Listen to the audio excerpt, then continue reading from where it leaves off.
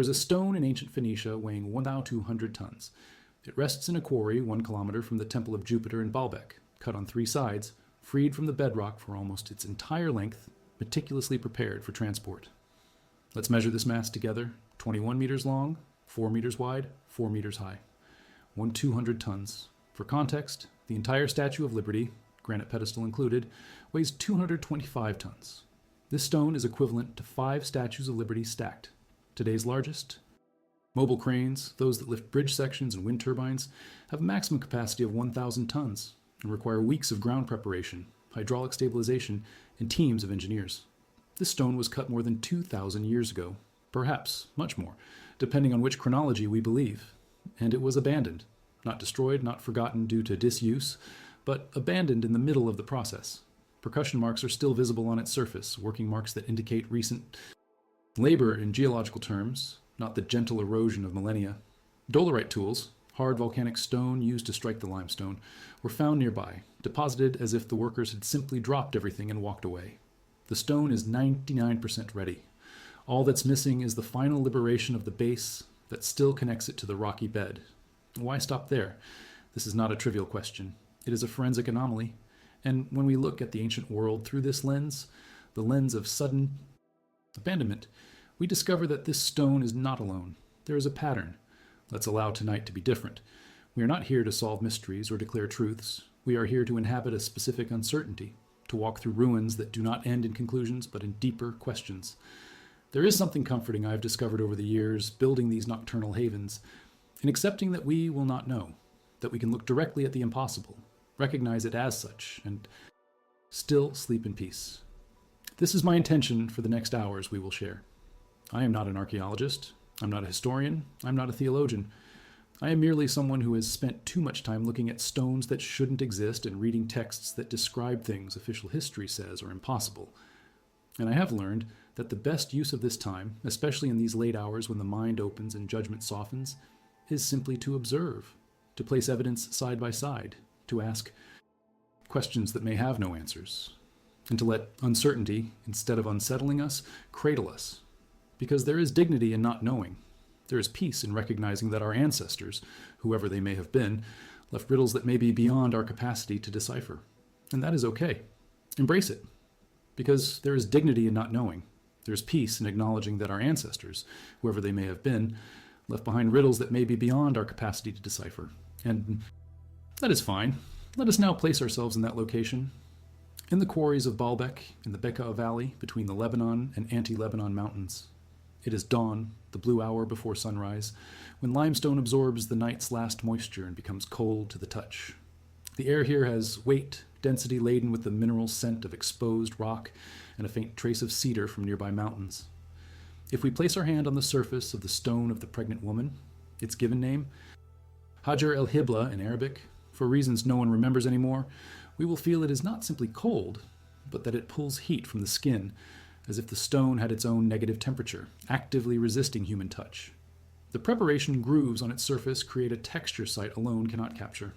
Run your fingers over them. They are regular, spaced, intentional. There is no hesitation in these strokes. Whoever worked this stone knew exactly what they were doing, and then they stopped. Around us, the silence has a specific quality. Not the silence of a long, abandoned place where nature has reclaimed control, birds nest, and wind shifts sand. It is the silence of something interrupted, like entering a room someone just left. There is a presence in the absence. Let us listen to this silence. It has something to say. Before we continue, there's a ritual I've learned to honor. This isn't just information. It's an invitation to build something together. A strange and beautiful community has formed around these nocturnal stories, people from dozens of countries finding in these hours a respite, a place where curiosity matters more than certainty. There's power in this. If these words resonate, if this nocturnal refuge serves you, leave a sign, a small gesture of belonging. Not for me, though my gratitude is real, but for all others who arrive here alone like you, seeking something they can't name. Mark where you're from. Which city, which country, which corner of the world shelters you as we listen together. There's beauty in seeing this community's map form and realizing that from Tokyo to Santiago, Oslo to Johannesburg, people are awake, asking the same impossible questions. And if these words offer you company, an invitation to sleep through mystery instead of anxiety, help us reach others seeking the same. That is all I ask. Gratitude for being here. Truly. It's no small thing to choose to spend these hours like this. V1 is of mystery instead of anxiety, helps us reach others who seek the same. That is all I ask. Gratitude for being here. Truly, it is no small thing to choose to spend these hours this way. Let us now feel the body we inhabit. Let us not close our eyes yet. Let us not force our breath into artificial patterns. Let us merely acknowledge. There is a weight in this moment. A literal physical weight, the force that constantly pulls us toward the center of the earth. 9.8 meters per second squared, the gravitational acceleration, a constant so fundamental that we rarely perceive it. But we can perceive it now. It is present in how the body rests, in how the shoulders bear their own mass, in how the head, surprisingly heavy, 5 kilos of bone and brain, rests upon the spine. We need not do anything with this perception. Just notice it. Gravity works continuously, without our effort, pulling every cell towards support. There is something comforting in this inevitable surrender. We do not fight gravity. It would be futile. We simply let it do its work. And perhaps, as we journey together through this story, we can apply the same wisdom to mental effort. We do not need to hold on to anything tightly. We do not need to solve or conclude. We can let ideas have their own weight, let them settle where they may, let them gently pull us toward rest instead of vigilance. The air around us has a temperature. If we pay attention, there are places where the skin feels cold, perhaps the hands, perhaps the feet, and places where it feels warm. This variation always exists, but we rarely stop to map it. Let us do so now, briefly, just an acknowledgement. The body exists at a specific temperature in this specific moment, and this is enough. It does not need to change. It simply is. Let us return to that quarry. We stand beside the pregnant woman stone, this impossible mass of 1,200 tons, and we need to understand the scale before proceeding. Scale is difficult. Our minds struggle with large numbers. 1,200 tons is an abstraction. Let's make it concrete. An average car weighs 1.5 tons. This stone is equivalent to 800 cars. Imagine a parking lot with 800 cars. Now condense all that mass into a single block of stone. Or consider this. An adult African elephant, the largest land animal, weighs 6 tons. This stone is equivalent to 200 elephants. A blue whale, the largest animal that ever existed on Earth, weighs 180 tons. This stone is equivalent to almost 7 blue whales. And someone cut this, someone planned this, someone intended to move this. Let us walk around it. 21 meters long? We would need 14 people with outstretched arms to cover this length. 4 meters wide, 2 adults lying end to end, 4 meters high, the ceiling of a standard apartment. This is not a small artifact forgotten in a museum. It is an altered landscape, modified geography. And when we look closely, when we cast raking light over the surface at dawn, the marks of work emerge with surprising clarity. They are not random. They are systematic. Parallel lines, regular grooves, a repeating pattern. This was done with method, with precision, with deep knowledge of how stone responds to impact. And then, at the point where perhaps 5% of the total work remained, it stopped. It simply stopped.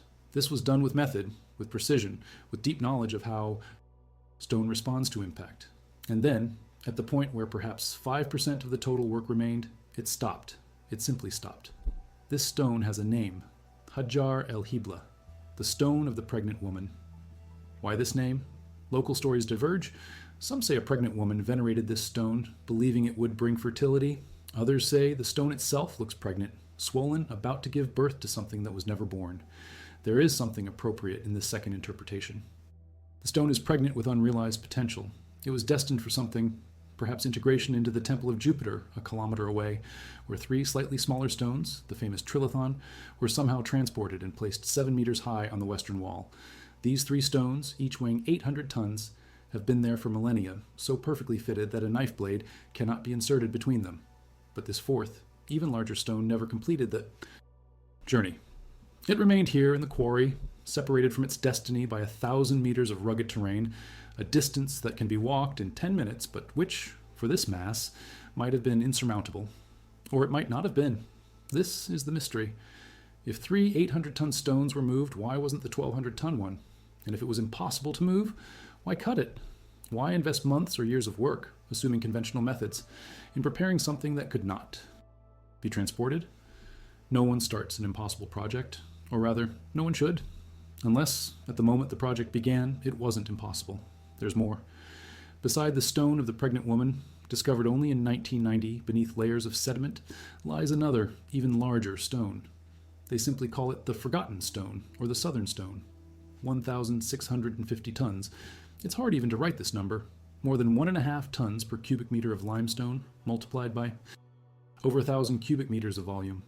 The most recent studies, published in 2014, confirm the measurements. This is the largest worked stone known in the ancient world. And it's more disconcerting than the first because it's less worked. It's only partially freed from the bedrock, as if the project had been halted at an even earlier stage, not just abandoned near completion like the stone of the pregnant woman, but abandoned mid-process. This is crucial. We are not looking at failure or abandonment after recognizing impossibility. We are looking at interruption. Something happened, something that caused operators capable of cutting and preparing blocks of over 1,000 tons, something our current civilization cannot do without extremely specialized machinery, to simply stop, leave their tools, walk away, and never come back.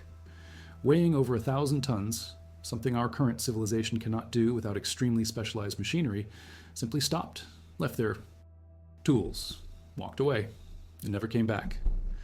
Let's broaden our view now. Let's leave Baalbek for a moment and travel 15 kilometers south, crossing the Bekaa Valley until we reach the Litani River. Here, there's another quarry, less famous but equally perplexing. There lies a partially cut block that weighs, according to conservative estimates, over 2,000 tons. 2,000. Double the stone of the pregnant woman. This block was never fully freed. It remains connected to the bedrock at several points, as if the operators had started the work and then, mid-process, vanished. There are no signs of technical failure. The rock didn't crack. There was no miscalculation that would have rendered the block unusable. It simply stopped. And here we find the first element of the pattern that will occupy us these hours. Work interrupted without evident explanation. Not completion followed by abandonment, but interruption during the process, as if something urgent had called the operators away. Something that made 1,200 tons of invested labor suddenly become irrelevant. There is also, in Aswan, southern Egypt, more than 1,500 kilometers from Baalbek, another famous example of this phenomenon, the unfinished obelisk. Let's imagine an obelisk, a monolithic stone tower tapering towards the top, where it ends in a pyramid called a pyramidion. The Egyptians loved obelisks. They erected them in temples throughout the kingdom. The Lateran obelisk in Rome, transported from Karnak, weighs 455 tons and is over 30 meters tall. It is the largest ancient obelisk still standing. But in Aswan, still attached to the pink granite quarry, lies an obelisk that would have been much larger, 42 meters long had it been erected, over 1,200 tons. Again, this number, and it is almost complete. It was cut on 3 sides, disconnected from the surrounding rock, ready for final freeing. And then it cracked. A natural fissure in the granite, undetected during the initial work, propagated through the body of the obelisk, and the project was abandoned. But here's the fascinating detail. The tools were left around. Dolerite balls, the hard stone used to pound the granite, were found scattered throughout the quarry. Not organized, not stored, not collected. Scattered. As if, the moment the crack was discovered, everyone simply dropped what they were doing and left. They never came back, never cleaned the area, never reused it. Tools on another project. The entire quarry was abandoned. We might argue that the crack explains the abandonment. Project failed, no reason to continue. But this doesn't explain the urgency. It doesn't explain why tools representing significant investment, each dolerite ball had to be worked, shaped, transported from distant quarries, were simply left behind. This is not the behavior of a canceled project. It is the behavior of an evacuation. And when we start looking at the ancient world with this perspective, when we stop asking, how did they do this, and start asking, why did they stop, a different pattern emerges. Not the pattern of impossible technique, although that exists and is perplexing, but the pattern of sudden, coordinated abandonment, as if something had happened simultaneously in multiple places, something that made monumental projects, representing decades or centuries of work, suddenly become irrelevant overnight. Something had happened simultaneously in multiple locations, something that caused monumental projects, representing decades or centuries of work, to become irrelevant overnight. Let's go back in time. Much further back than Baalbek or Aswan, let's go back 12,000 years to the end of the last ice age, to a place that, when discovered in 1994, forced archaeology to rewrite fundamental chronologies. Göbekli Tepe in southeastern Turkey, near the Syrian border. The name means potbelly hill in Turkish, and for millennia it was just that, a rounded hill covered in vegetation, seemingly natural, seemingly insignificant, until a shepherd noticed worked stones emerging from the ground. Archaeologists arrived. They began to excavate, and they found something impossible. a complex of monumental stone structures, concentric circles of T-shaped pillars, some weighing over 10 tons, decorated with elaborate animal reliefs, foxes, snakes, scorpions, vultures, lions. The dating was repeated multiple times because no one believed the initial results. 11,600 years. This places Göbekli Tepe 7,000 years before the Giza pyramids, 6,000 years before Stonehenge, contemporary with the end of the last glaciation when, according to the standard archaeological narrative, humans were nomadic hunter-gatherers incapable of monumental architecture or complex social organization. And yet, here it is, 20 circles identified so far through ground-penetrating radar. Only 4 have been excavated. And the detail that interests us, around 8,000 years ago, the entire complex was intentionally buried. Not abandoned for nature to slowly cover it. Buried. 500 cubic meters of rubble were deliberately deposited over the structures. Someone decided to preserve Göbekli Tepe as a time capsule. Why? To slowly cover it. Buried. 500 cubic meters of debris were deliberately deposited over the structures. Someone decided to preserve Göbekli Tepe as a time capsule. Why? This is not a question we can answer with conventional archaeology. Intentional burial requires motivation. It requires a belief that what is being buried is important enough to preserve, but simultaneously dangerous or inappropriate enough not to be left accessible. It is contradictory behavior, and it is behavior we see elsewhere. In Egypt, the Sphinx of Giza was buried in sand up to its neck for millennia. Not by natural erosion, sand was deliberately deposited. Later pharaohs unearthed it, but it was buried again, repeatedly. At Pumapunku in Bolivia, blocks of andesite up to 130 tons, some with modular fittings so precise they appear laser-cut, were found scattered like giant Lego pieces. Not crumbled by age or earthquake, scattered. As if the original structure had been disassembled, and Pumapunku, according to radiocarbon dating of organic material and mortar, is at least 1,500 years old, possibly much older. It was also abandoned. It was also never completed, according to analysis of the prepared but unintegrated stones lying in the area. And then there is Tiwanaku, the neighboring complex, which includes the Gate of the Sun, a 10-ton andesite monolith with iconography so elaborate that, according to modern sculptors consulted, it would take months of continuous work with steel tools. And yet, the Tiwanaku civilization, according to official archaeology, had no iron metallurgy. It had bronze, and bronze does. Not cut andesite, which scores 7 on the Mohs scale of hardness. Tempered steel scores 6.5. This is a technical problem without a conventional solution. But what matters to us now is not the how, we will return to that, but the when it stopped. Tiwanaku was abandoned around the year 1000 AD. It simply emptied out. A city that, at its peak, housed perhaps 40,000 people. Empty. Let's place these sites in chronological sequence not by their age of construction, which is debated and uncertain, but by their age of abandonment, when we can establish it with confidence. Göbekli Tepe, buried 8,000 years ago. Pumapunku and Tiwanaku, abandoned 1,000 years ago. Baalbek, initial construction debated, but the late Roman complex, built on much older foundations, was abandoned in the 4th or 5th century AD, when Christianity became the state religion and pagan temples were closed. But the foundations, the impossible stones of the Trilithon, and the stones in the quarry predate this. They could be contemporary with the Roman phase. They could be much older. We don't know. And here we find the second element of the pattern, uncertain chronology. Not because we lack dating techniques, we have many, but because megalithic stone structures do not contain organic material for dating. We date mortar, we date campfire ashes, we date pollen and sediment. But the stone itself, the stone simply is. And when we look at the precision of cutting in, Baalbek or Aswan or Pumapunku, when we see surfaces polished like glass and millimeter tolerance joints, the closest comparison is not with standard Roman or Egyptian work, which we have in abundance and which is distinct, but with modern work, which puts us in an uncomfortable position.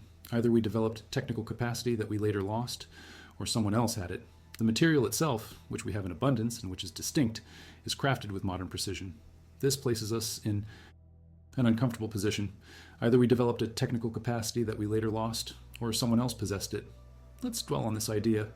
It's an important pause. There's much to process, and our minds, especially now, don't need to race. Let the images form so far. The pregnant woman stone with fresh tool marks, the unfinished obelisk with scattered tools, Göbekli Tepe deliberately buried, Pumapunku disassembled, carry their own weight. Let's feel this weight not as a mental burden, but as the density of mystery. There is something comforting in a well-formulated mystery. We don't need to solve it, nor choose sides. We can simply recognize that real questions exist here. Questions honest archaeology hasn't satisfactorily answered. This is not a failure. It's the natural state of human knowledge. There's always a frontier, an edge where the known ends and the unknown begins. And tonight, we deliberately walk toward this edge.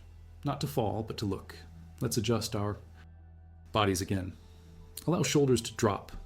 Not forcefully, not with effort, just recognizing they don't need to be where they are. The tension in our shoulders is mostly unnecessary. Habit, not necessity. We can let it go a little. Notice the jaw, too. There's a tendency, especially when concentrated, to hold tension here. Teeth don't need to be clenched. We can loosen. A millimeter, just enough to recognize the difference.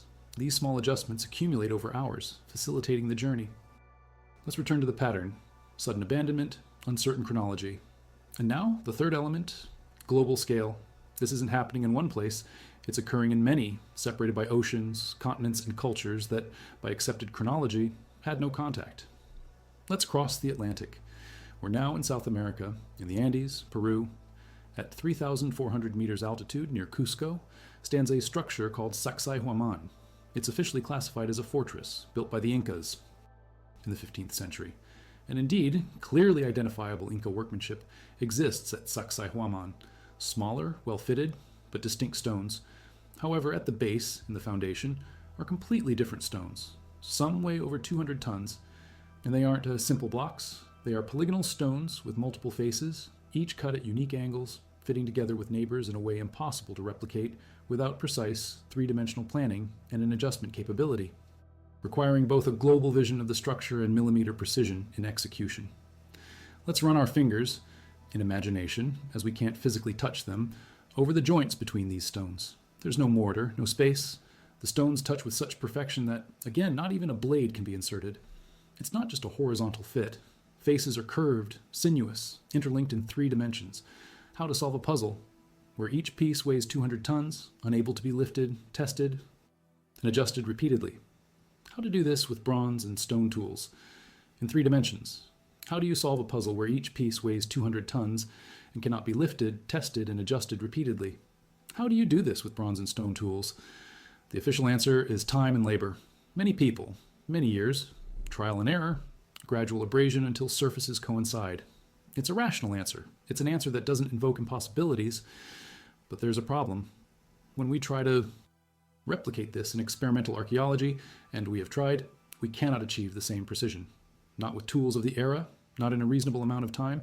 We can achieve blocks that fit reasonably well. We cannot achieve what we see at Sacsayhuaman, and Sacsayhuaman was also abandoned. The city of Cusco remained occupied, but Sacsayhuaman, especially its megalithic sections, was partially dismantled by the Spanish, who used the smaller stones to build churches and colonial houses. The large stones, the foundation stones, the impossible stones, those remained untouched, not because the Spanish respected them, because they couldn't move them. A Spanish chronicler, Pedro de Cieza de Leon, writing in 1553, described Sacsayhuaman as the most splendid structure erected in the entire New World, and speculated that it appears to be the work of demons, not of men, for the grandeur and magnitude of the stones provokes admiration. He wasn't being poetic, he was being literal. He saw these stones and could not conceive how humans could have moved and fitted them. And the Incas, when asked by the Spanish who built Sacsayhuaman, replied that they didn't know. They said it was built by the ancients, by earlier peoples, by giants. This is an answer that appears repeatedly in oral traditions around the world. We don't know. It was the ancients. It was the giants. It was built by the ancients, by earlier peoples, by giants. This is an answer that appears repeatedly in oral traditions around the world. We don't know. It was the ancients. It was the giants. Let's cross the Pacific now. Easter Island, Rapa Nui, 3,700 kilometers off the coast of Chile, one of the most remote inhabited places on Earth. Here, there are almost 900 stone statues, the famous moai, some weighing more than 80 tons, erected on platforms along the coast. The accepted narrative is that the Rapa Nui people carved and transported them using logs as rollers and ropes. And then, sometime between the 17th and 19th centuries, the culture collapsed.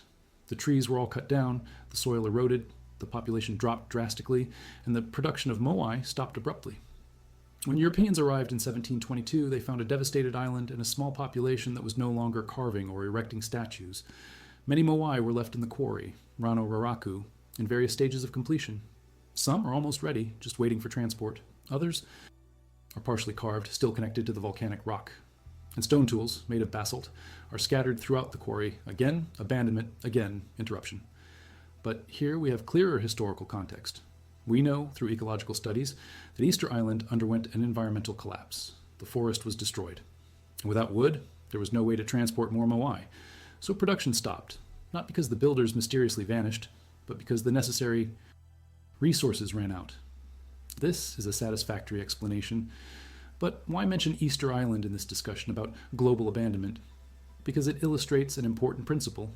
Abandonment can have local and specific causes, but when we see the same pattern, interrupted monumental projects, abandoned tools, uncertain chronology, in places separated by oceans, by thousands of years, by cultures with no proven contact, we must at least consider the possibility of a common cause, or of a pattern, inherent to the monumental construction process itself, or something more.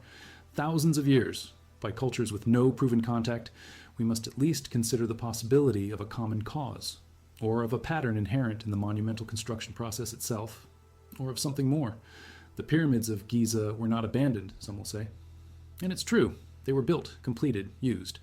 But there is an anomaly here too. Egypt's fourth dynasty, around 2,600 and 2,500 years BCE, produced the three. Great Pyramids of Giza, Khufu, Khafre, Menkaure. They are structures of extraordinary precision. The Great Pyramid, Khufu, contains approximately 2.3 million stone blocks, weighing on average 2.5 tons each, with some blocks in the inner chambers weighing over 80 tons. Its base is almost perfectly square, with an error of only 58 millimeters along 230 meters on each side. It is aligned to the cardinal points with an error of 3 arc minutes, that is 1/20th of a degree. It was the tallest structure made by humans for over 3,800 years, until the construction of Lincoln Cathedral in England in the 14th century. And the quality of the work, especially in the inner chambers, is impeccable. Blocks of rose granite transported from Aswan 800 kilometers away, cut and polished with precision that allows for dry stacking without mortar. The so-called King's Chamber contains granite beams above the ceiling, each weighing 50 to 80 tons, placed with uniform spacing like modern structural engineering. And then, suddenly, in the 5th dynasty, 100 to 150 years later, the quality collapses. The 5th dynasty pyramids are small, made of smaller stones, and many of them are now just piles of rubble. Not natural aging, inferior construction. Something changed, drastically, in less than 2 centuries. It's as if the knowledge had been lost, or as if the original builders had left. Let us pause once more.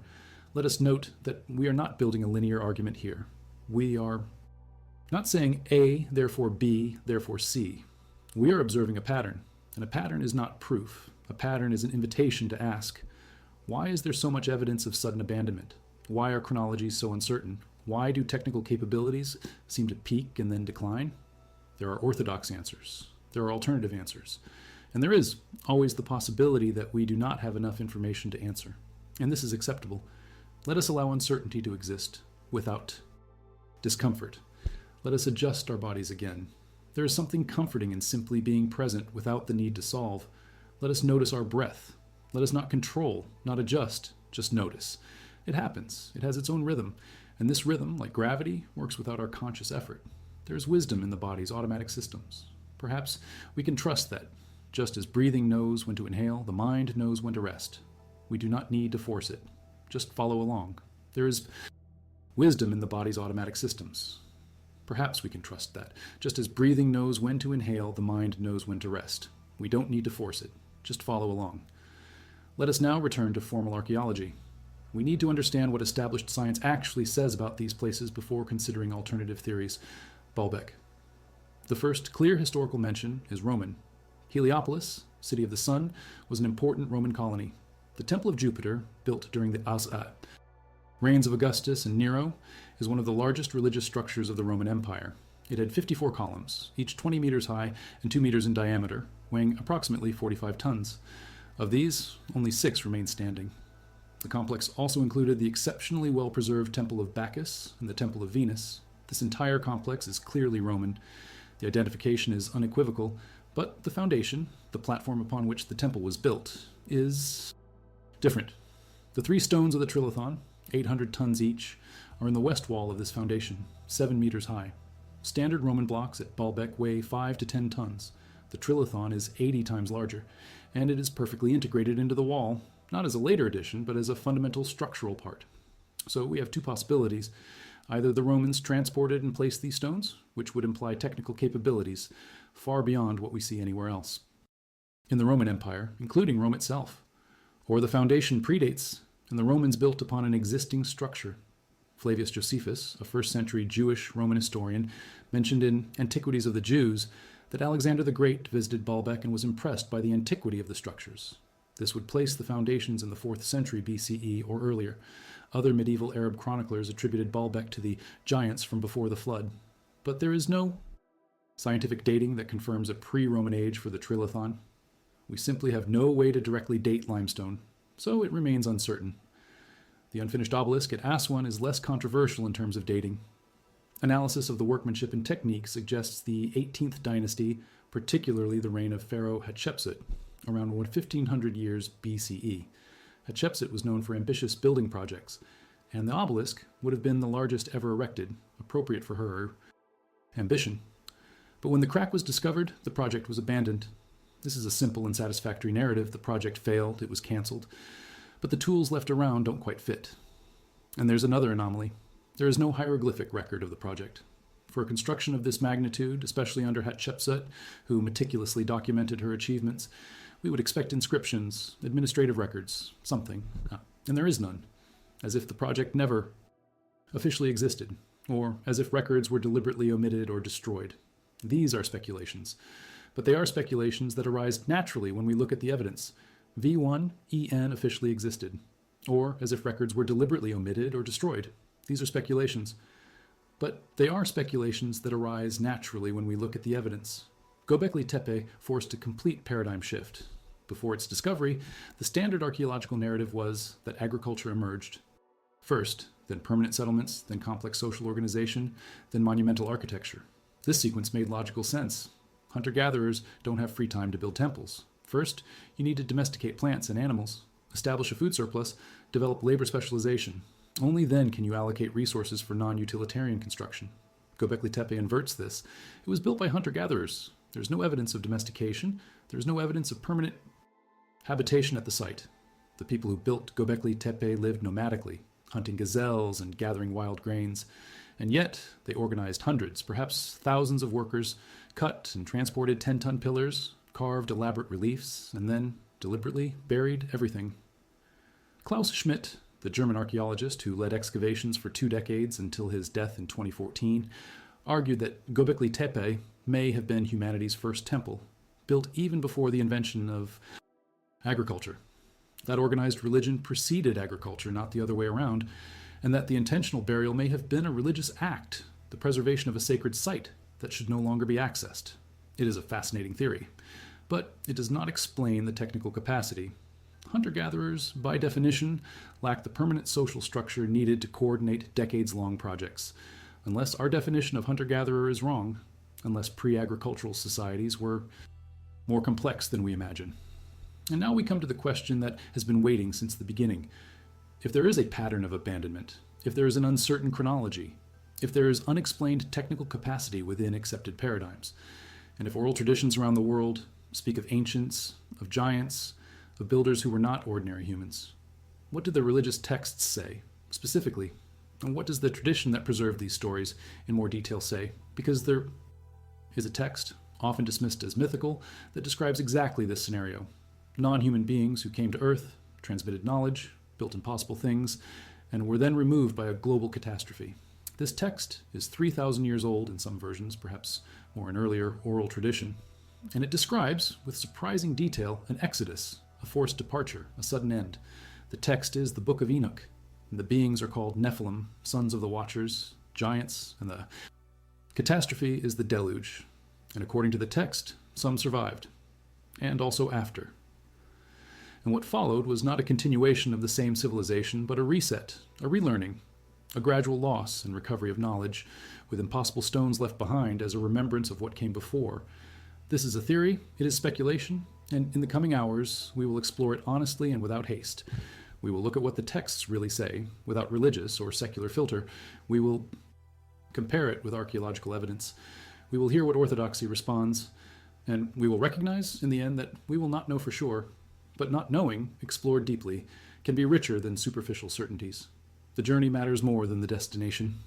And tonight, the journey passes through abandoned quarries, through buried pillars, through 1,000-ton stones left as if someone had been called home or expelled from it, more than a destination. And tonight, the journey passes through abandoned quarries, through buried pillars, through 1,000-ton stones left as if someone had been called home or cast out. Let's breathe together one last time before entering this second layer. Much waits, but no urgency. We have time, darkness, a community of curious minds walking together, and an implicit promise: whatever happens in the coming hours, we will end in peace. Not in forced conclusions, but shared recognition of mystery. Let our shoulders drop a little more, our minds become a little softer, and let us travel. Let us return to that silence, not the common silence of libraries or urban pre-dawn hours when traffic stops. Let us return to the specific silence of the Baalbek quarries, that silence with a presence, seeming to hold something unsaid. We are again beside the stone of the pregnant woman, 1,200 tons of prepared, abandoned limestone, millennia waiting for something that never came. The light has changed since we were here. It is night now, completely. And in the absence of artificial light, let's imagine none, truly alone with this stone under the stars, our eyes gradually adjust and begin to perceive not color but form, not detail but mass. The stone becomes a presence more than an object, something occupying space not just physically but altering the very atmosphere around it. There is a weight here that is not merely gravitational. It's the weight of interrupted intention, unfinished project, questions thousands of years have failed to answer. Let's place our hand on the surface again. It is cold now, having radiated all the heat it absorbed during the day into the night sky. And we feel those grooves, those marks of preparation, and we ask again, who stopped here? Why? And where did they go? There is something almost personal in these questions when we are alone with the stone, as if it could answer if only we knew how to listen. Before delving into ancient texts, before speaking of names, numbers, and specific places, let's make a small adjustment. Let's notice the temperature. We needn't change it, but acknowledge it. If it's cold, it's cold. If it's warm, it's warm. The body responds continuously without conscious command. Blood vessels dilate or contract, hairs rise or relax, sweat glands activate or quieten. All this work happens automatically, part of an ancient system keeping ancestors alive through ice ages and scorching deserts. The body has a profound competence not requiring our interference. Let's trust it. And let's also notice the space between thoughts. Thoughts aren't continuous, even though they seem to be. Interval, brief, almost imperceptible, but present. And in these intervals, a quietness needn't be filled. We can let it be. As we explore what comes next, dense, ancient, controversial, let these intervals remain. We needn't hold every word tightly. We can let them pass, land lightly, be forgotten if they need to be. Eventual sleep doesn't depend on memorization. It depends on permission not to know. And this permission begins now. Let them pass, let them land lightly, let them be forgotten if they need to be forgotten. Eventual sleep does not depend on memorization. It depends on permission not to know. And this permission begins now. There's a text, preserved in multiple versions, through multiple languages, Ethiopian, Aramaic, Greek, Latin, that is not part of the standard biblical canon, but was considered scripture by some of the earliest Christian communities, and is explicitly cited in the New Testament in the Epistle of Jude. This text is called the Book of Enoch, or First Enoch, to distinguish it from other texts attributed to the same patriarch. And it tells an extraordinary story, a story that, if read literally instead of allegorically, describes exactly the scenario we are exploring. Non-human beings who came to Earth, transmitted advanced knowledge, produced hybrid descendants of extraordinary size and strength, and whose presence led to such corruption that a global cleansing through an aquatic catastrophe was necessary. But before we delve into Enoch, which is detailed and specific, we need to begin where the story starts in the canonical tradition. We need to begin with 6 verses in the book of Genesis, chapter 6, verses 1 to 4. These verses are, perhaps, the most mysterious and debated in the entire Bible, and they are surprisingly brief for the magnitude of what they describe. Let us read together, not as a religious text to be defended or attacked, but as a historical document to be examined. Genesis 6, verse 1. When people began to multiply on the face of the ground, and daughters were born to them. This is context setting. human population growing. Second generation, third demographic expansion. Verse 2, the sons of God saw that the daughters of humans were beautiful, and they took for themselves wives from all of them whom they chose. Let us pause here. Sons of God. In Hebrew, Bene Elohim. This phrase appears only a few times in the Old Testament. In Job, chapters 1 and 2, the Bene Elohim present themselves before God in a heavenly assembly, and Satan is among them. In Job 38:7, when God asks Job where he was when the earth was founded, it mentions that the Bene Elohim shouted for joy together. These are clearly references to celestial beings, not humans. And yet, here in Genesis 6, these Bene Elohim saw the daughters of humans and took wives, verbs of physical action, attraction, choice, union. This is not an easily interpretable metaphor. Verse 3, then the Lord said, my spirit shall not contend with man forever, for he is indeed flesh, yet his days shall be 120 years. There is ambiguity here. 120 years could be a limit on human life expectancy, although Noah himself, soon after in this narrative, lives 950 years. Or it could be a deadline, 20 years until judgment, until the flood. What is clear is that there is a negative divine reaction to what is happening. Something is wrong enough to provoke a response. Or it could be a deadline, 120 years until judgment, until the flood.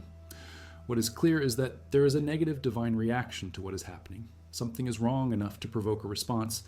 And then verse 4, there were giants in the earth in those days. And also after that, when the sons of God came into the daughters of men, and they bore children to them, the same became mighty ones of old, men of fame. This verse is notably dense. First, giants. In Hebrew, Nephilim. The word is derived from naphil, which means to fall. Nephilim, the fallen ones, or specifically, those who make others fall, or those who fell from somewhere else. The etymology is much debated.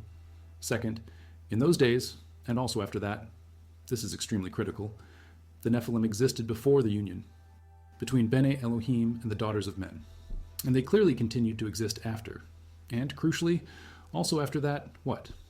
After the flood, which is described in the following chapters. This implies their survival. Third, these Nephilim were mighty ones, men of fame. In Hebrew, Gibor, renowned warriors, powerful men. And Anshe Hashem, men of significant name, renown, and fame. These were not at all obscure figures. They were widely known. They were remembered. And fourth, the most intriguing aspect. They are described as the direct product of the union. When the sons of God came into the daughters of men and they bore children to them, these were the mighty ones.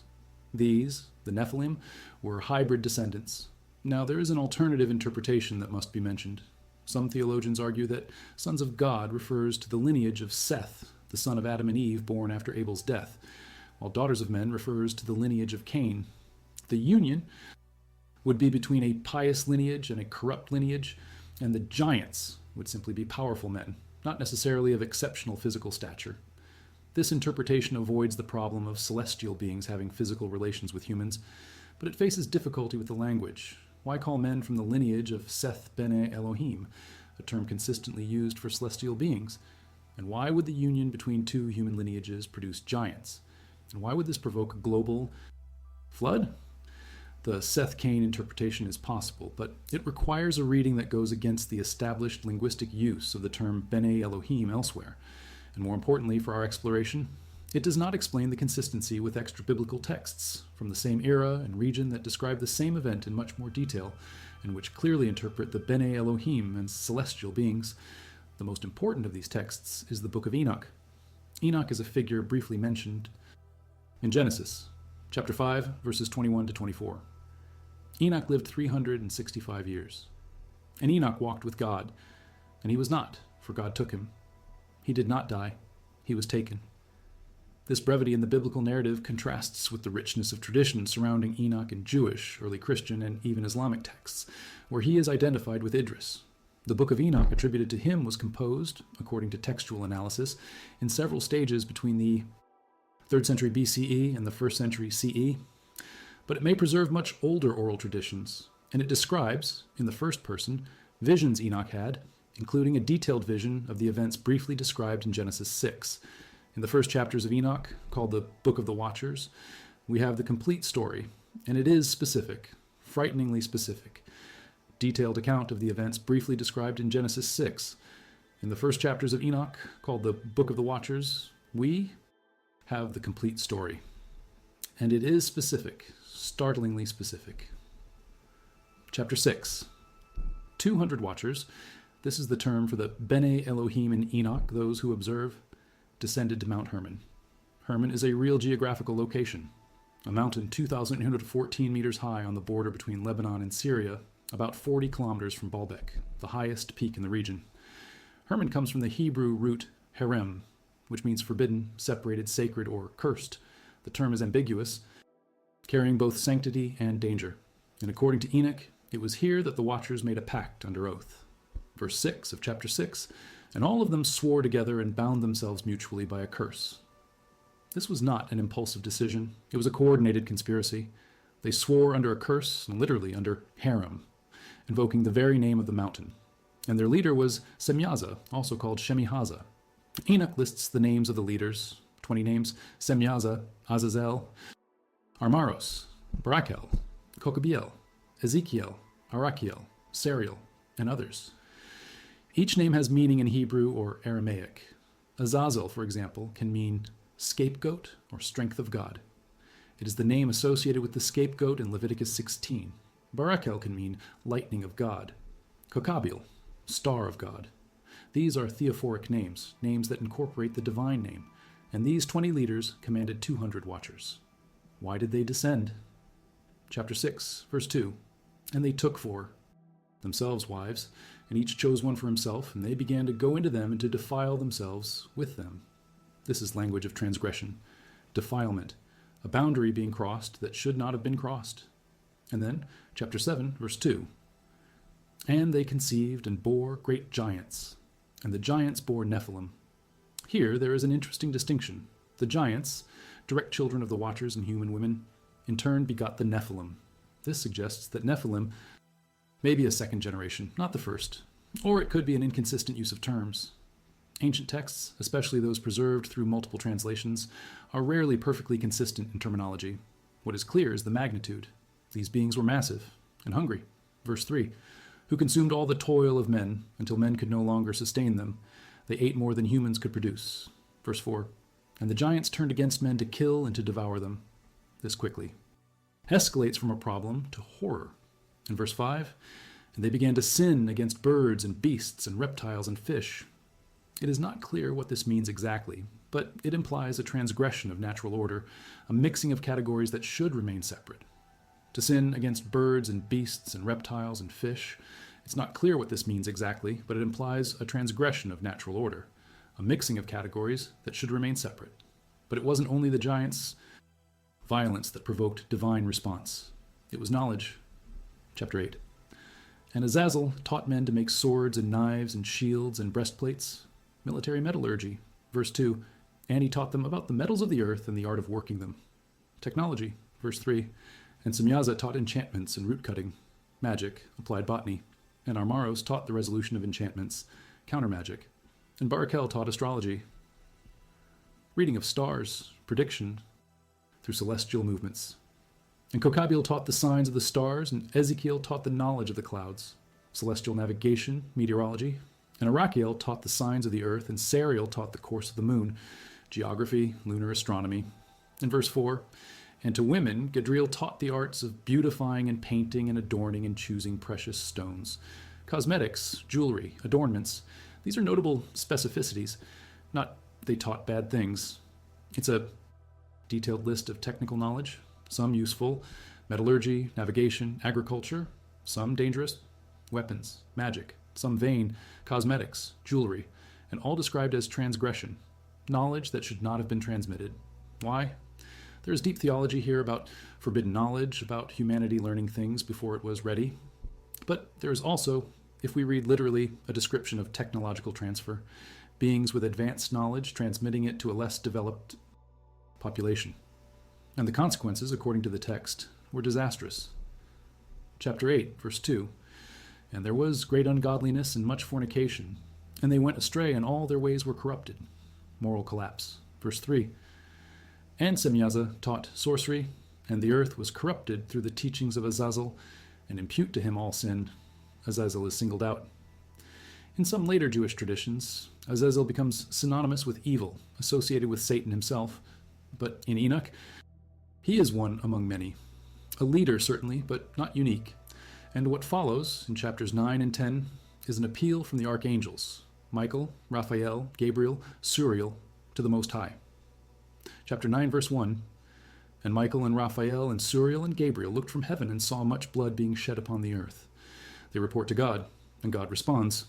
Chapter 10, instructions are given.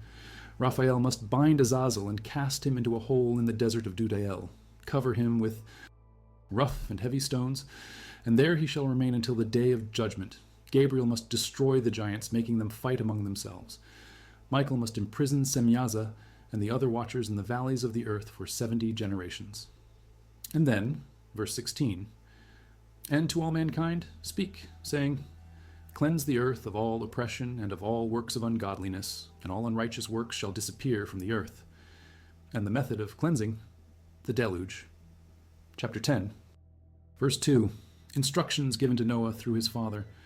"The whole earth shall be destroyed, and waters of a deluge are about to come upon the whole earth, and they shall destroy everything that is in it." Enoch. Chapter 10, verse 2, instructions given to Noah through his father. "The whole earth shall be destroyed, and waters of a deluge are about to come upon the whole earth, and shall destroy all that is on it." Let us pause here, not to decide if we believe this, but to recognize what is being described. A text approximately 2,200 years old, preserving possibly much older traditions, describing celestial beings physically descending upon Mount Hermon, a coordinated pact under a cursed oath, union with human women, the birth of giant hybrids of extraordinary strength and appetite, the transmission of specific technical knowledge, metallurgy, astrology, enchantments, navigation, agriculture, adornments, the resulting corruption of humanity and the earth itself, widespread violence, and a divine response through a global aquatic catastrophe intended to cleanse the earth of all oppression. An allegorical reading is possible. We could say this is a metaphor for the mixing of lineages, or for moral decline, or for any number of abstract concepts. But the language does not invite an allegorical reading. It is concrete, geographical, nominative. There are 200 beings, 20 leaders with names, specific location, listed technical knowledge. These are characteristics of a text that intends to describe events, not symbols. And there is real geography for anchoring. Mount Hermon exists. It is accessible. On its summit are ruins of an ancient structure, generally identified as a Roman temple to Baal or Jupiter Heliopolitanus. But the construction is atypical. Large blocks, not as large as Baalbek, but significant. And the mountain's very name, Hermon, the forbidden, predates Roman occupation by millennia. It was a sacred, or taboo, place long before Rome. And the distance from Baalbek, 40 kilometers, direct line of sight. From Hermon's summit, on a clear day, one can see the Bekaa Valley where Baalbek is located. I'm not suggesting a causal connection, but there is a geographical proximity between the place where, according to Enoch, the Watchers descended, and a place where, according to archaeological evidence, someone cut and prepared stones weighing over 1,000 tons using a technique we cannot replicate. This proximity is not proof, it is an observation. An observation invites questions. There are also parallels in other traditions. Sumeria, a civilization that preceded Babylon and Assyria in Mesopotamia, has its own stories of divine beings interacting with humans.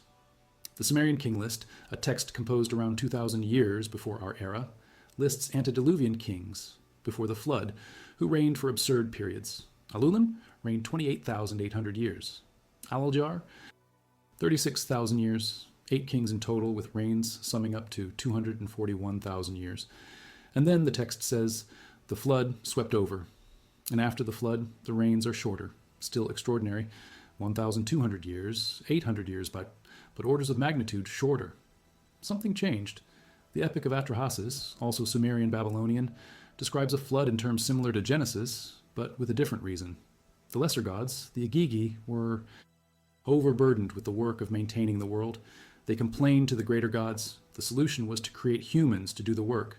But humans multiplied and became noisy. Enlil, the chief god, could not sleep. So he decided to exterminate humanity through a flood. Enki, a more compassionate god, warned Atrahasis, the equivalent of Noah, who built an ark and survived. It's a different narrative and motivation. It's not moral judgment, but a complaint about noise. Nevertheless, the structure is similar. Human creation by divine beings, multiplication, resulting problem, aquatic solution, survivor, restart. It's not a moral judgment, but a complaint about noise. Nevertheless, the structure is similar. Human creation by divine beings, multiplication, a resulting problem, an aquatic solution, a survivor, a restart. And there are the Anunnaki, a Sumerian Akkadian term for gods who descended from heaven to earth. Literally, Anu, heaven, plus Na, from, plus Ki, earth. Folders, those who came from heaven to earth. Sumerian texts describe the Anunnaki as a hierarchy of lesser gods who carried out the will of the greater gods. But in an alternative reading, advocated by authors such as Zecharia Sitchin, whose work is extremely controversial and rejected by mainstream academia, the Anunnaki were physical beings from another planet who came to Earth to mine resources, created humans through genetic engineering to serve as workers, and eventually left, or were forced to leave by catastrophe. This reading requires non-standard translation of cuneiform texts and is riddled with linguistic problems. But what is undeniable is that Mesopotamian traditions consistently speak of divine beings descending, physically interacting with humans, transmitting knowledge, and eventually being separated by a deluge. Parallels with Genesis and Enoch are too strong to be coincidence. Same region, same approximate era, same narrative structure. Either these cultures shared oral traditions of real events that they interpreted through their respective worldviews, or there is a deep psychological archetype that makes humans invent the same story independently. Both are possibilities. Neither can be proven. So what do we have? Textually, we have a consistent narrative across multiple ancient sources, Hebrew, Aramaic, Sumerian, Akkadian, describing non-human beings who came to Earth, transmitted knowledge, produced offspring, and whose presence led to such corruption that a global cleansing was necessary.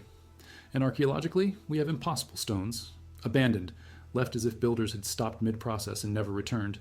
We have Göbekli Tepe, an 11,600-year-old complex that shouldn't exist according to the paradigm of linear civilizational progression, intentionally buried. We have a sudden loss of technical capability, the 4th dynasty of Egypt versus the 5th dynasty. We have a global pattern of megalithic structures whose construction technique remains unreplicated. These two lines of evidence, textual and archaeological, do not prove each other, but they resonate. And this resonance is, at the very least, worthy of exploration. Let us pause again. This is a moment to allow everything that has been said so far to settle, not seeking conclusions, but letting information exist together without forcing connections. There is a particular kind of fatigue that comes from trying to solve unsolvable mysteries, and we want to avoid that. So let's adjust our approach. Instead of trying to hold on to and process every detail, let's allow details to move through our consciousness like water through a sieve. Some stay, many pass. And that's okay. What remains is what needs to remain. Let's also adjust our bodily perception. There's a tendency, when engaged in complex material, to tense the forehead. Small muscles around the eyes and eyebrows contract. We can soften this, not with effort, but with recognition. The forehead can be a smooth surface, without wrinkles, without effort.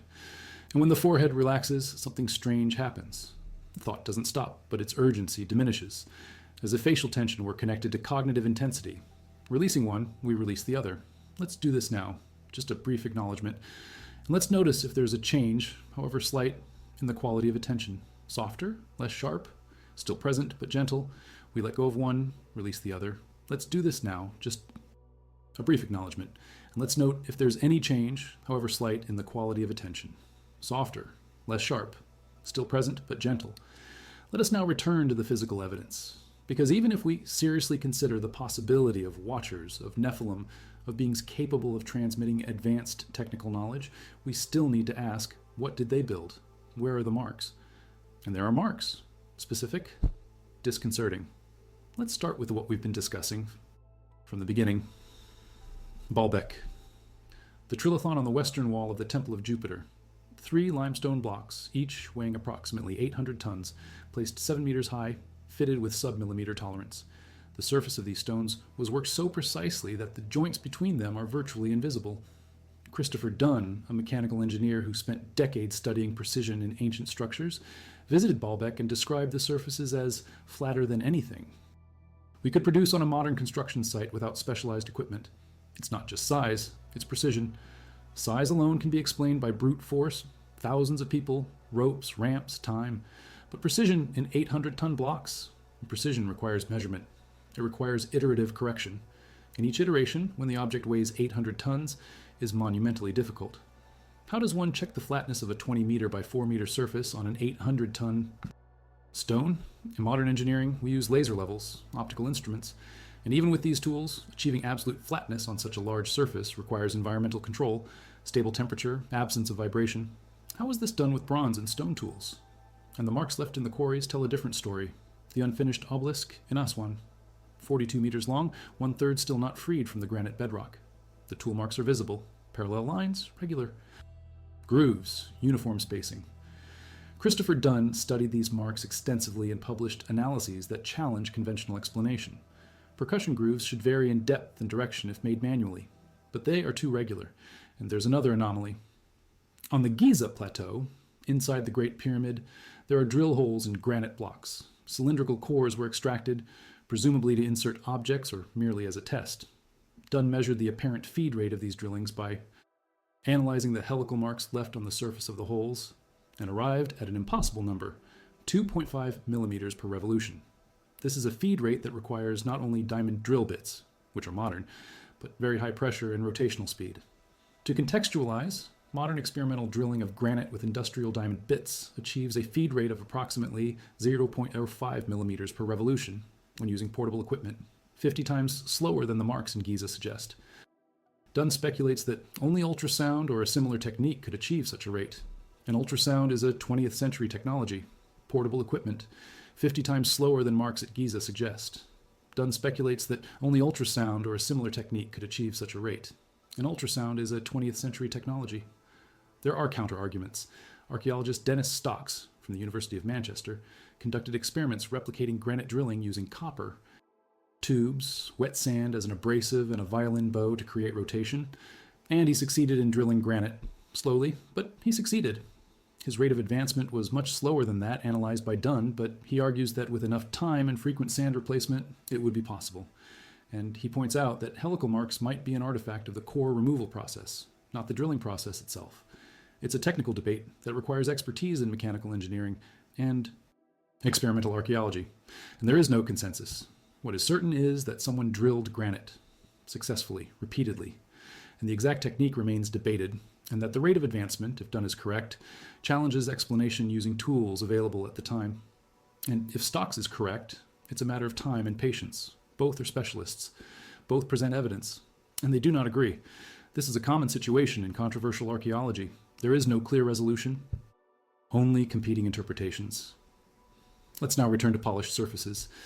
In the chamber known as the King's Chamber inside the Great Pyramid, there is a red granite sarcophagus, without a lid, without inscriptions, just a hollowed-out rectangular block weighing approximately 3 tons. And the internal surface of this sarcophagus is polished with a precision that, according to measurements made by visiting engineers, achieves a flatness of 25 micrometers, that is 25 thousandths, of a millimeter over its entire length. And the internal corners are perfectly straight, 90-degree angles, with an apparent tolerance of less than 1/10 of a degree. How is this done in granite?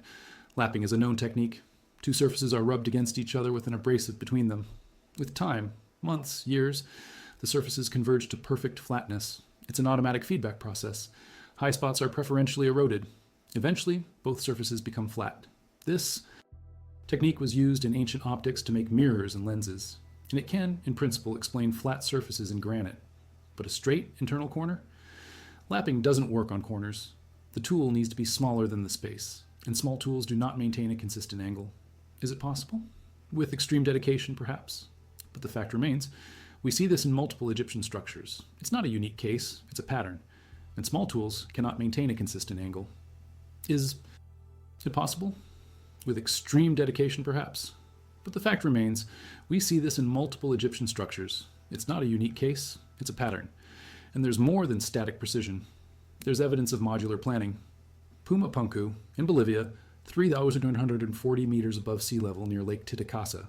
The ruins consist mainly of andesite and diorite blocks scattered over a large area. Andesite is volcanic rock that rates 7 on the Mohs scale. Diorite rates 6.5 to 7. Both them are extremely hard. And some of these blocks have complex joints, H-shaped recesses, precise grooves, protrusions that fit into corresponding holes in other blocks. It's a modular system, like Lego, or like modern engineering, where components are prefabricated to specific tolerances and then assembled. This modularity implies central planning. Someone designed the system before starting to cut. It had specifications, it had patterns, and it had the capacity to reproduce these patterns, repeatedly in extremely hard stone.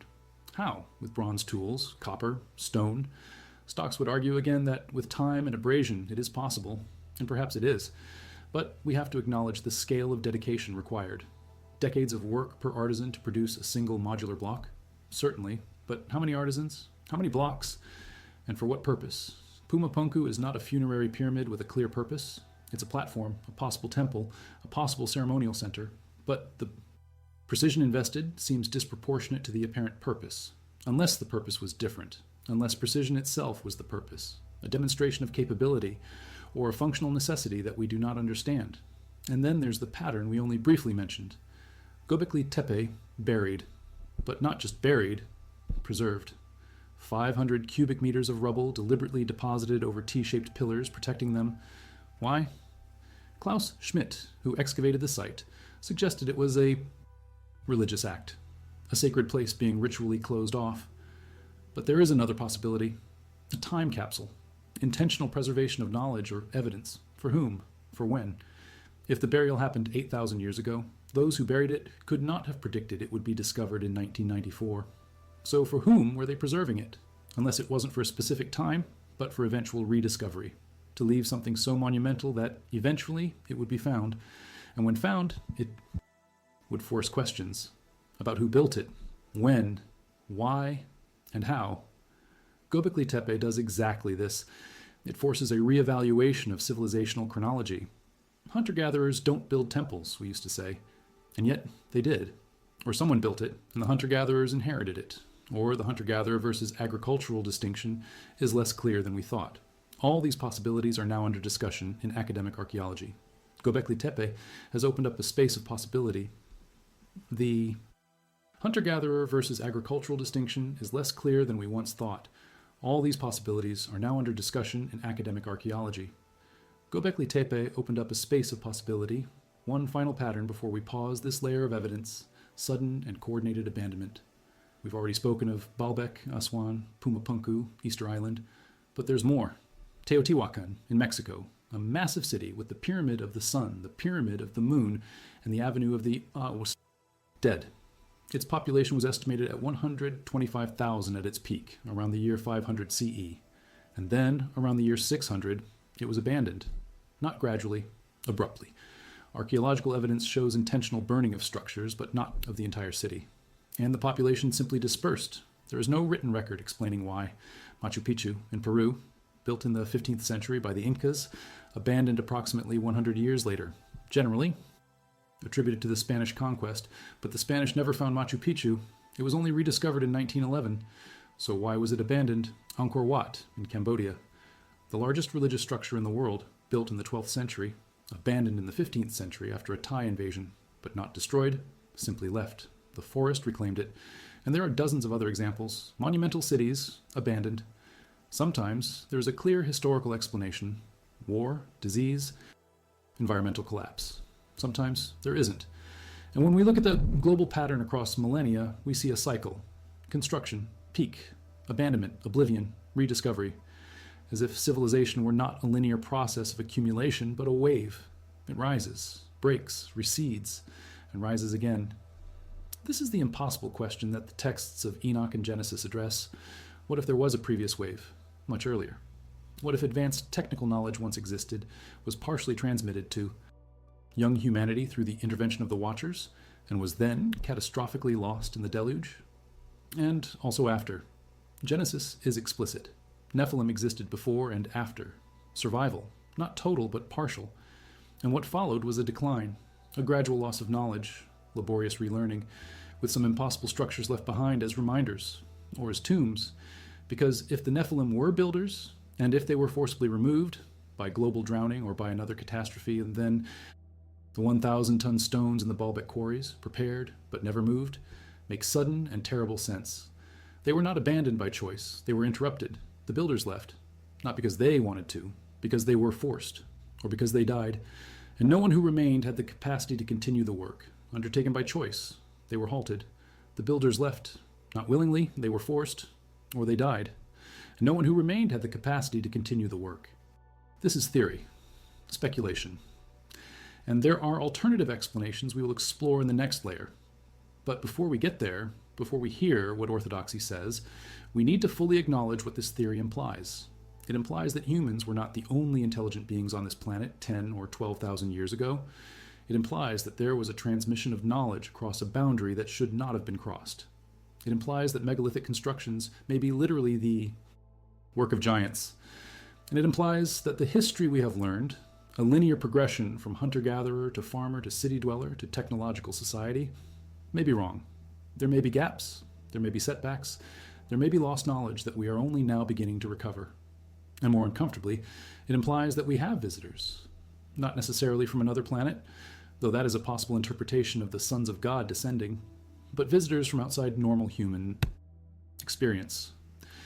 Beings that exist in layers of reality we don't regularly access, and who, at a specific moment in history, chose, or were permitted or rebelled to, interact directly with humanity, with consequences that have reverberated for millennia.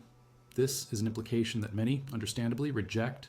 It requires a revision not just of archaeology, but of metaphysics, of possibility, of who and what we are, and who and what exists beyond us.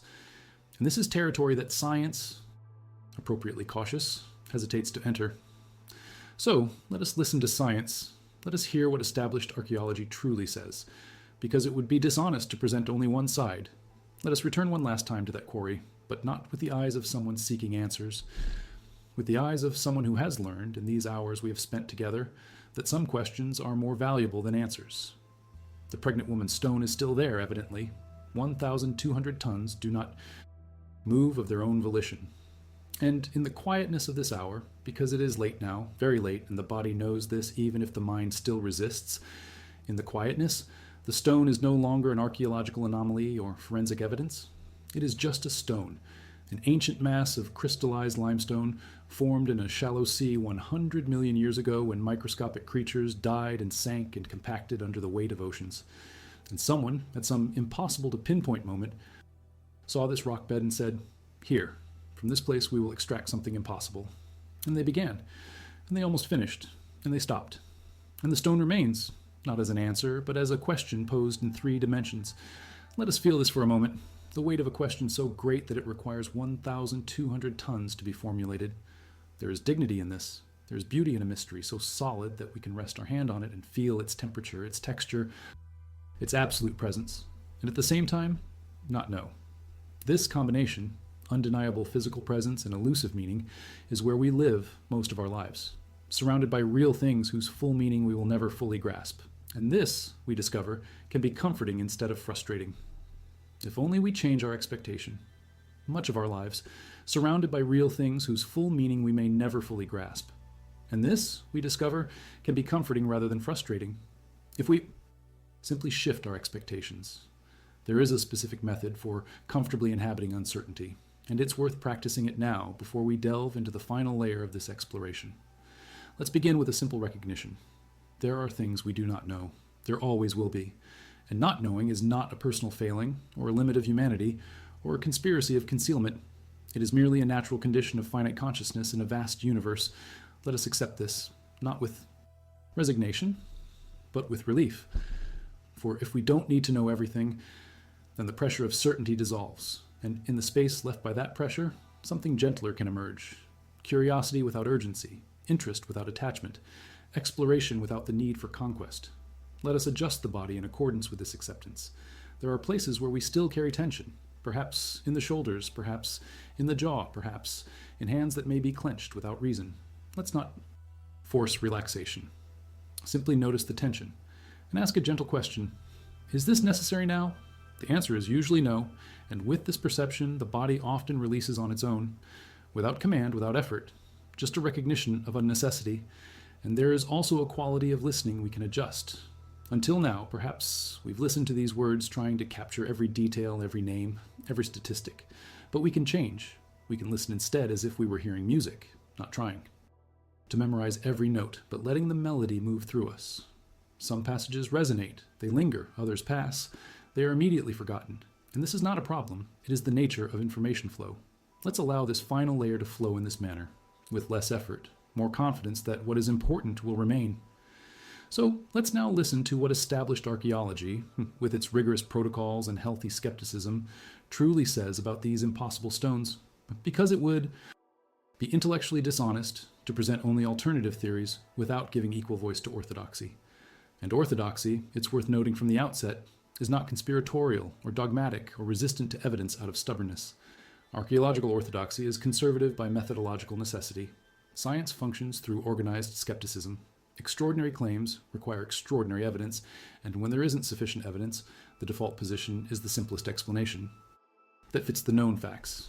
This is Occam's razor, a heuristic principle that has served science well for centuries. We should not multiply entities beyond necessity. If humans with primitive tools and ample time can explain the structures, then we don't need to invoke non-human beings. And archaeology argues, with substantial evidence, that humans could and did do extraordinary things. Underestimating our ancestors is a form of temporal arrogance. To assume that because we wouldn't do something in a certain way, they couldn't do it, is a failure of imagination.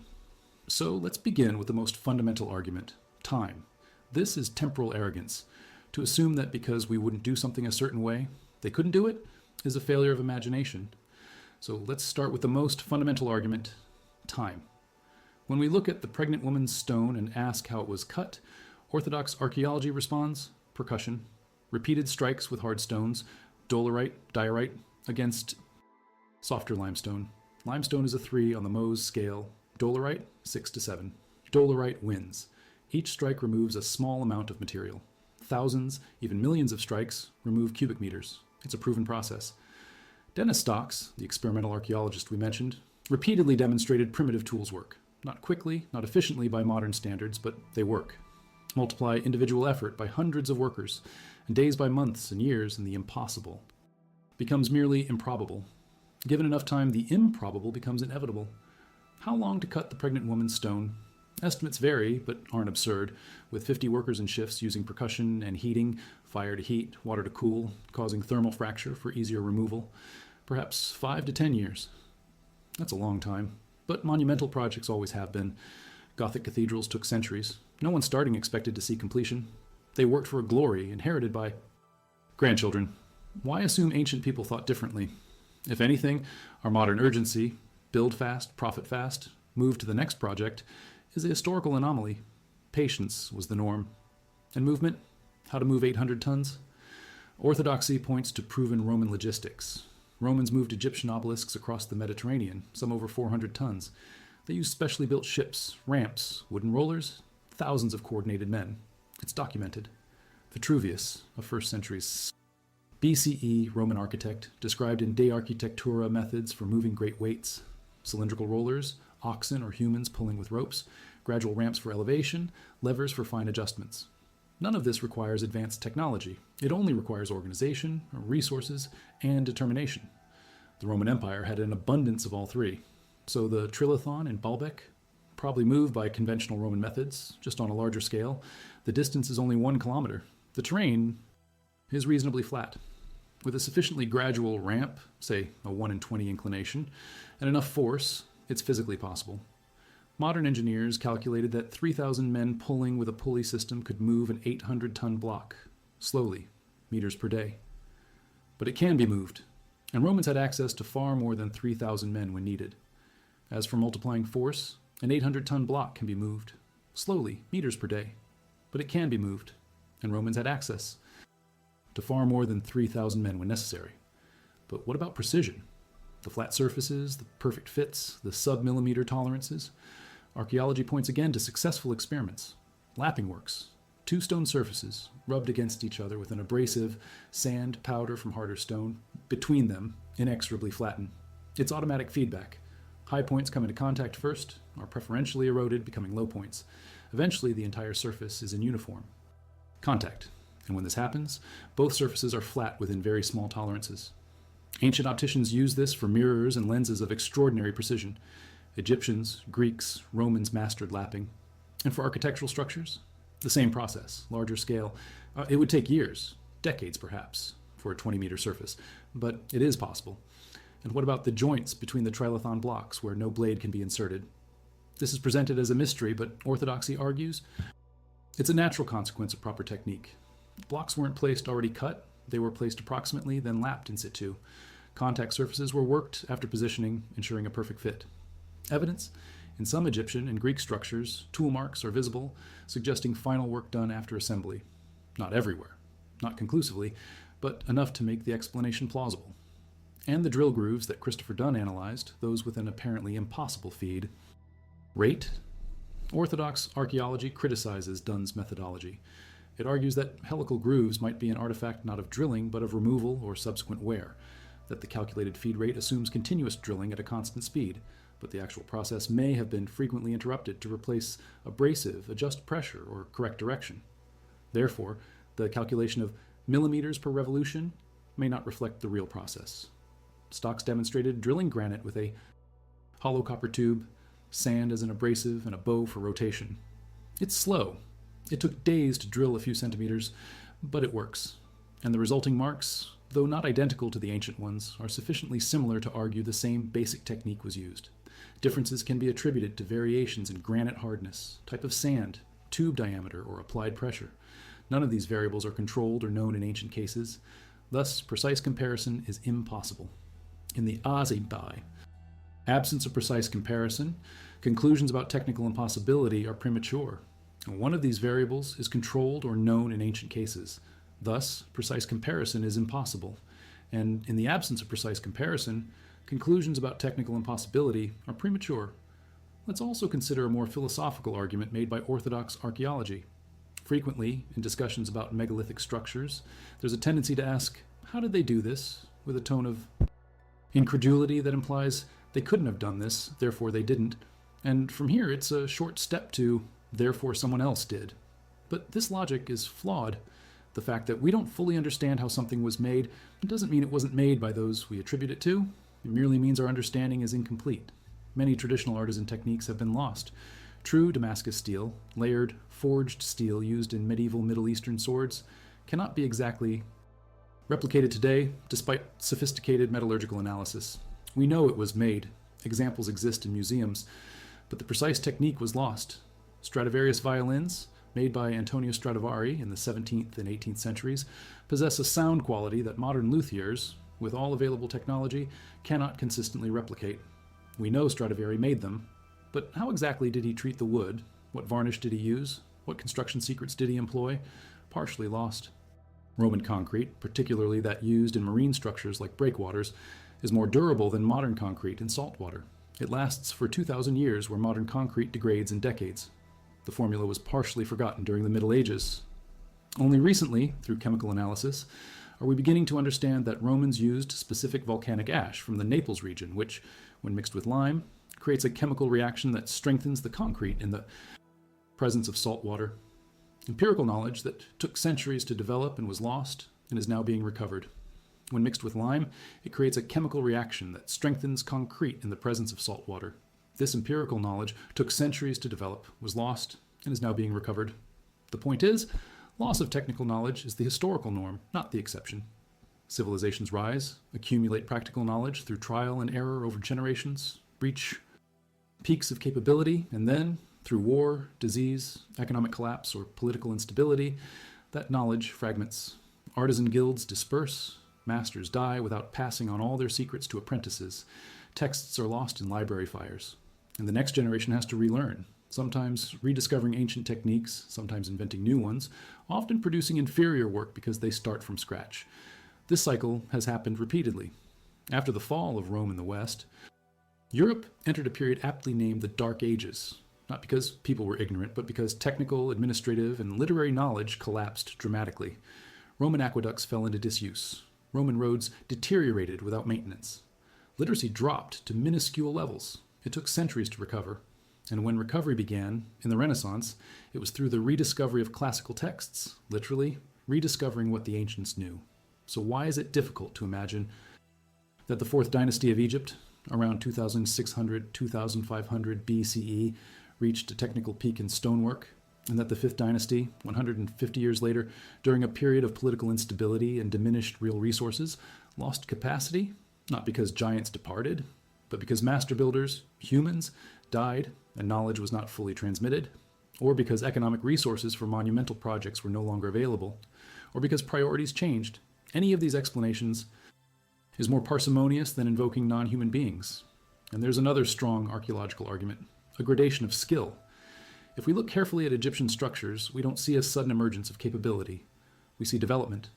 Djoser's step pyramid, built around 2630 BCE, is clearly experimental. It's an evolution of stacked mastabas, rectangular funerary structures. The Medum pyramid, next in chronology, attempted a transition from steps to smooth sides and partially collapsed, evidence of a structural miscalculation. Sneferu's red pyramid at Dashur was successful, but its angle is shallow, indicating caution after previous failures. Sneferu's bent pyramid, also at Dashur, changes angle mid-construction. It began at 54 degrees, changing to 43 degrees, suggesting that builders realized during construction that the original angle was structurally risky. And then, Khufu's Great Pyramid, the apex of technique, but not a mysterious emergence. It's the culmination of observable development across generations. Trial, error, correction, refinement, mastery. And after Khufu, smaller pyramids, less careful construction, which is consistent not with the departure of alien builders, but with the reallocation of real resources. The Fourth Dynasty was a period of extreme power centralization. The pharaoh could command the entire economy for a single project. The Fifth Dynasty saw decentralization, the growth of local nobles' power, and a decrease in absolute central authority. Hence, smaller projects.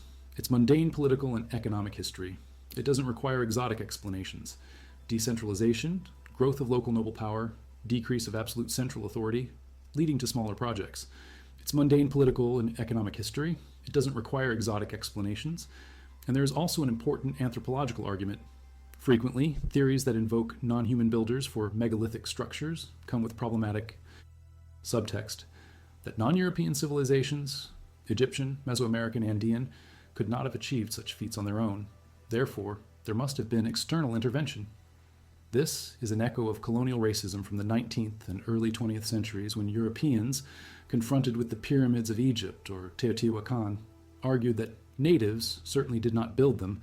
There must have been a lost race of whites, or Atlanteans, or extraterrestrials. Modern archaeology vehemently rejects this. Evidence is unequivocal. Egyptians built Egyptian pyramids, Mayans built Mayan pyramids, Incas built Machu Picchu, not through external intervention, but through universal human intelligence, organization, and determination. To suggest otherwise, even unintentionally, is to diminish the achievements of entire cultures. And archaeologists who have spent careers studying these cultures, learning their languages, excavating their sites, understandably react negatively to theories that seem to steal credit from the real builders. This is not dogmatism, it is a defense of historical dignity, and it is a point that must be taken seriously. If we argue that Nephilim built Baalbek, are we inadvertently saying that Phoenicians or Romans could not have? And what evidence do we have besides personal incredulity for this claim? And finally, orthodoxy makes an epistemological argument. Absence of evidence is not evidence of absence, but neither is it evidence of presence. We do not have Nephilim skeletons that undergo rigorous analysis. We have accounts, often centuries old, of giant skeletons found and then lost or destroyed. But an account is not evidence, especially an account that cannot be verified. We do not have artifacts unequivocally attributable to a non-human civilization. We have very large and very well-worked stones. But stones, however large, can be worked by humans, proven by experiments. We do not have texts that clearly describe technology beyond ancient capabilities. We have texts that describe extraordinary events, descending angels, giants, a global flood. But religious and mythical texts describe the extraordinary by nature, and they can be interpreted literally or allegorically. To choose a literal interpretation not because evidence demands it, but because it suits a preferred theory, is confirmatory, not investigative. And science appropriately resists this. So the orthodox position is, we have impressive structures. We have capable humans. We have sufficient time. We have explanations that, although not complete in every detail, are plausible and do not require the invocation of entities for which there is no verifiable physical evidence. Therefore, until such evidence appears, the human explanation prevails. Complete in every detail, are plausible and do not require invoking entities for which there is no verifiable physical evidence. Therefore, until such evidence appears, human explanation prevails. These are honest and strong arguments, and it would be intellectual dishonesty not to fully acknowledge them. Orthodox archaeology is not wrong about many things. Humans could and did extraordinary things. Time and coordinated labor explain much. Loss of technical knowledge is a real phenomenon, and skepticism about extraordinary claims is methodologically appropriate. All of this is true. And yet there is a pattern of sudden abandonment, a pattern of exceptional precision in specific contexts, a pattern of uncertain chronology, a pattern of global oral traditions speaking of non-human beings who interacted with humanity in the deep past. None of these elements in isolation is proof, but together they create a resonance that is difficult to completely ignore. And there is space between complete orthodoxy and complete alternative theory. There is a third way, and it is this third way that can strangely come closest to the truth. Let us pause here. This is our last reflective pause on this nocturnal journey, and it is appropriate that it is here, at this point of maximum tension between competing explanations, because life is lived in this tension, between competing certainties, between plausible interpretations of ambiguous reality, and there is skill in inhabiting this space without collapsing to one side or the other out of discomfort. Let us feel this discomfort now, if it is present. Perhaps there is a part of the mind that craves conclusion, that wants us to say definitively, it was this, or it was that, Nephilim or humans, literal or allegorical. Mystery solved or mystery maintained, but can we resist this urge? Can we allow both explanations to exist simultaneously, each with its merits, each with its gaps? There is a tradition in quantum physics, and I'm not making a scientifically rigorous analogy, merely a poetic one, of superposition. A particle is in multiple states until it is measured, and only the act of measuring collapses it into a single state. Perhaps historical knowledge is similar. An event is in multiple interpretations until definitive evidence forces a collapse. And in the absence of such evidence, all interpretations coexist, not as relativism, where everything is equally true, but as epistemic humility, where we recognize the limits of what we can know. Let us breathe into this uncertainty. Literally, a deep breath, not forced, just allowed. And as we exhale, let go of the need to resolve. Just for these moments. We will see that it does no harm, that the mind does not fragment, that we can hold multiple possibilities and still function, and that, in fact, there's a lightness to this approach. The weight of certainty, curiously, is often heavier than the lightness of possibility. Let us also adjust our attention to the sound around us. There is sound, always. Even in deep silence, there is the sound of breath, the sound of the heart, the sound of blood moving in our ears. These sounds are constant companions, and they can be comforting if we listen to them not as noise, but as evidence of life, of presence, of continuity. We are here, still, after hours exploring the impossible, and this in itself is a small miracle. They can be comforting if we listen to them not as noise, but as evidence of life, of presence, of continuity.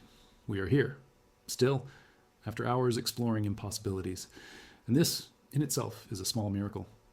So let's consider a third path, one that diverges from both literal Nephilim and humans with only conventional capabilities, and that proposes there was an advanced human civilization long before standard chronology recognizes. A civilization that achieved significant technical knowledge, left monumental structures, and was catastrophically destroyed, leaving behind only fragments of knowledge and structures that survivors could not replicate. This theory is not new. It was proposed by Plato in Timaeus and Critias, dialogues about Atlantis, an island civilization that was destroyed by catastrophe 9,000 years before his time. It was explored by geologist Randall Carlson and journalist Graham Hancock, who argue that the end of the last ice age, approximately 11,700 years ago, was marked not by gradual melting but by catastrophe, possibly a comet impact or comet fragments, possibly a sudden geological shift that caused massive floods, large-scale extinctions, and the destruction of coastal civilizations that may have existed during an earlier, more temperate period. Evidence for this? Partial. There is a layer of sediment dated precisely to 11,700 years ago, called the Younger Dryas Boundary, which shows signs of impact. Nanodiamonds, metallic spherules, soot from continental scale fires. This is controversial. Some geologists accept it. Others argue that the evidence is ambiguous and may have other explanations. But what is not controversial is that there was a mass extinction during this period. North American megafauna, mammoths, mastodons, saber-toothed tigers, giant sloths, all became extinct within a relatively narrow time window. And Clovis cultures, Paleo-Indian peoples who inhabited North America, disappear from the archaeological record around this time. If there was an advanced human civilization before this event, where is the evidence? Underwater, proponents argue. The sea level at the end of the last glaciation was 120 meters lower than today. The entire continental shelf was dry land, and it is on the coasts that civilizations develop. Access to maritime trade, fishing, fertile lands of river deltas. If civilizations existed, it is probable that they were coastal. And when sudden melting raised sea levels, these areas were flooded, literally submerged. There is evidence of submerged structures in some places. The Yonaguni structure in Japan, rock formations, in patterns that some argue are man-made, not natural. Dwarka, on the coast of India, remains of an ancient submerged city. But these are highly debated. And even if constructed, they do not prove an advanced civilization. They only prove that humans built near water and structures were submerged when the level rose. What this theory needs is the equivalent of a great pyramid, but submerged. And we don't have this yet. Oceans are vast and mostly unexplored, but absence of discovery is not discovery of absence, it is just absence. And it can change with future exploration. Submerged, and we don't have it yet. Oceans are vast and mostly unexplored, but absence of discovery is not discovery of absence, it is just absence, and it can change with future exploration. But suppose there was no literal Atlantis. Suppose there are no submerged cities awaiting discovery. There is still Göbekli Tepe, 11,600 years old, built by hunter-gatherers, and this alone forces a reevaluation. If hunter-gatherers could build a complex of 20 megalithic circles with 10-ton pillars decorated with elaborate reliefs, then our definition of hunter-gatherer is wrong. Or they were more organized than we thought. Or the distinction between hunter-gatherer and agriculturalist is not binary but gradual. Or there was specialization and social stratification long before agriculture. Klaus Schmidt argued that Göbekli Tepe might have been what spurred agriculture, that building such a large complex required feeding so many workers that the domestication of grains became necessary, and that therefore religion, or at least monumental ritual construction, preceded agriculture, not followed it. If this is true, it inverts chronology completely, and if it inverts in one place, it can invert in others. Perhaps there were pockets of complex civilization long before 3000 BCE, the generally accepted date for the beginning of civilization in Mesopotamia. Pockets that left no texts because writing had not yet been invented, or because they used perishable materials, but they left stones, because stone remains. And this connects back to Baalbek. If the foundation with the trilithon is pre-Roman, and we don't know this for sure, but it's possible, then who built it? Phoenicians are candidates. They were experienced builders, sailors, traders, but there is no Phoenician record of Baalbek, nothing in surviving texts. Silence is not proof, but it is curious, or the structure is even older, from the period when sophisticated hunter-gatherers were building Göbekli Tepe. It's not impossible. Approximately the same latitude, the same general region of the Fertile Crescent, and if Göbekli Tepe was intentionally buried 8,000 years ago, perhaps Baalbek was simply left unprotected so its stones would await rediscovery. And when rediscovered by later cultures, they were incorporated into new structures. Romans, building upon a foundation they didn't fully understand, but respected enough to integrate into their own temple. It is speculation. But it is speculation that does not require non-human beings. It only requires humans doing extraordinary things much earlier than we generally credit, and then losing that capacity through catastrophe. But it's speculation that doesn't require non-human beings. It only requires humans doing extraordinary things much earlier than we generally credit, and then losing capability through catastrophe. This third way has benefits. It doesn't offend orthodox archaeology as much as a literal Nephilim theory because it maintains human builders. It merely expands chronology. And there are archaeologists who are open to this. Not many, but some. It doesn't require the rejection of religious texts. Genesis and Enoch can still be valid, but read as the preservation of distorted memory. The sons of God could have been humans from a surviving, technically superior civilization who seem divine to less developed populations. The giants may have been not of literal stature, but of reputation. Great in knowledge, great in power, great in fame. Men of renown. And the flood? A real catastrophic event. Ice Age, ending floods, preserved in the collective memory of dozens of cultures around the world. Not because it was divine judgment, although this theological interpretation is valid for believers, but because it happened. And it was traumatic enough to be transmitted through generations, eventually codified in text. This reading satisfies some, not all. For those who accept the literalness of Scripture, reducing watchers to advanced humans is unacceptable. For those who completely reject any historical validity in religious texts, even this reading gives too much credit. But for those in the middle, and many of us live in this middle ground, it offers a path. And there's also the possibility of multiple layers of truth, that there was an advanced pre-diluvian human civilization, and that there was also a phenomenon, not necessarily physical in the material sense, but real in the experiential sense, of encountering the transcendent that was interpreted as watchers descending, and that these two things are not mutually exclusive, that reality might be richer and stranger than both strict materialism and naive supernaturalism admit. This enters territory that science cannot touch, questions of subjective experience, of consciousness, of the possibility of dimensions of reality beyond the material spatial, and each person needs to decide for themselves what they accept here. I cannot and should not prescribe. I can only place possibilities side by side and allow them to resonate or not. What do we know for sure? We know that large stones exist. We know they were carefully worked. We know that some were abandoned. We know that the chronology of civilization is being revised through discoveries like Göbekli Tepe. We know that the loss of technical knowledge is a real historical phenomenon. We know that ancient traditions preserve memories of floods, of giants, of ancient times when things were different. We know that we don't know everything. And perhaps this is enough, not as resignation, but as a basis for humility, to keep asking without insisting on premature answers, to allow mystery to remain mystery until it no longer is, and to recognize that some mysteries may never be fully resolved, and that this is part of what it means to be human in a vast universe. We are small. Our time is brief. Our certainties, even smaller, and yet we ask. And there is nobility in that, completely, and that this is part of what it means to be human in a vast universe. We are small. Our time is brief. Our certainties, smaller still, and yet we ask, and there is nobility in this. Let us now do what we came to do from the beginning. Let us return in a full circle. Let us return to that quarry one last time. No longer as investigators, but as witnesses. The pregnant woman's stone is there. It always has been. It will be for millennia still, probably. A mass of 1,200 tons is not easily moved or destroyed. And when we place our hand on its cold surface, and let us do this now in imagination, let us feel the rough texture of limestone, the grooves left by tools, its absolute solidity. We are not touching abstract mystery. We are touching work, someone's work. Human or not, mortal or immortal, someone spent time here, days, months, years, blow after blow, preparing this stone for a destiny it never reached. And there is a melancholy in this that transcends archaeology.